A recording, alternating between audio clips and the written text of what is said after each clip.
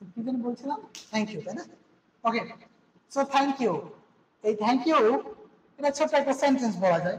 তো ছোট্ট সেন্টেন্সটিতে সাবজেক্ট হিসেবে কি লুকায়িত আছে, বা কি আমরা এখানে সাবজেক্ট হিসেবে ব্যবহার করেছি? আই ব্যবহার করেছি। গুড। আমরা জানি সাধারণত ইংরেজি বাক্য ধরে সাবজেক্ট ভার্ব অবজেক্ট দিয়ে।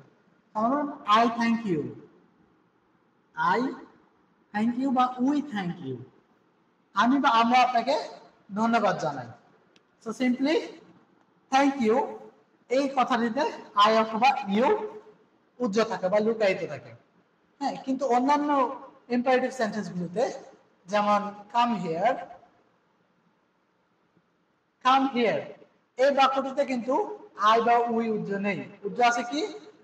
উজ্জ্বল বা লুকায়িত আছে ইউ, অর্থাৎ ইউ কাম হিয়ার। কিন্তু আমরা ইম্পারেটিভ সেন্টেন্সে এই ইউ ব্যবহার করি না, লুকায়িত থাকে। আমরা শুধু বলি কাম হিয়ার।